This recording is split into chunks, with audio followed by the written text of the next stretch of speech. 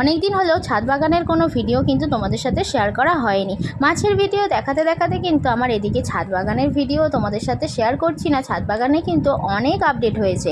আর এই দিকে দেখো, এই বেগুন গাছটা সেই কবেই বসিয়েছিলাম, আর সেদিন থেকেই কিন্তু একটা দুটো করে বেগুন কিন্তু আমাকে দিয়েই যাচ্ছে গাছটা। তোমাদের সাথে কিন্তু প্রায় সময় এই ভিডিও শেয়ার করে থাকি। তবে বেগুনটা একটু বাঁকা হয়েছে, বাঁকা হোক আর সরল হোক, ফল হলেই নিয়ে দরকার। আর এই দিকে দেখো, গাছের বেগুন গাছের সঙ্গেই কিন্তু আমি বসিয়েছিলাম গ্রীষ্মকালীন সবজি, ওই উচ্ছে, ঝিঙে, এই গাছগুলো। আর তাদের মধ্যে দেখো, ঝিঙে কিন্তু অলরেডি চলে এসছে, এইটা কিন্তু বড় হয়েছে। আর ওইদিকে অনেক ছোট ছোট ঝিঙেও পড়েছে। তার মধ্যে দেখো এই একটা হয়েছে, এটা একটু সামান্য বড় হয়েছে।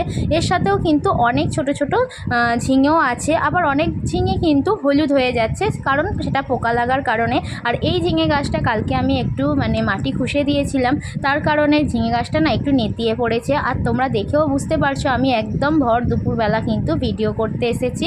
আর ওই জন্য অনেকটাই রোদও আছে, আর এই রোদের কারণেই হবে হয়তো। আর কয়েকদিন বৃষ্টি হওয়াতে কিন্তু আমার ছাদে একটু জল জমছিল, তার কারণেই আমি ছাদের উপরে যে নেটটা লাগিয়েছিলাম সেই নেটটা কিন্তু আজকে খুলে দেওয়া হয়েছে। আর এইদিকে দেখো, উচ্ছে গাছে উচ্ছে হয়েছে, কিন্তু এই যে উচ্ছে বাবাজির ধরন দেখো, একদম কিন্তু হলুদ হয়ে গিয়েছে। এটা পোকা লাগার কারণে। তবে সব উচ্ছে কিন্তু এইভাবে কিন্তু হলুদ হয়নি, একটা দুটো হলুদ হচ্ছে। আবার এই দিকে দেখো অনেক উচ্ছে হয়েছে, সেগুলো কিন্তু অনেকটাই বড় হয়ে গিয়েছে এবং কোনো হলুদ ভাব নেই, কোনো পোকা ভাব নেই।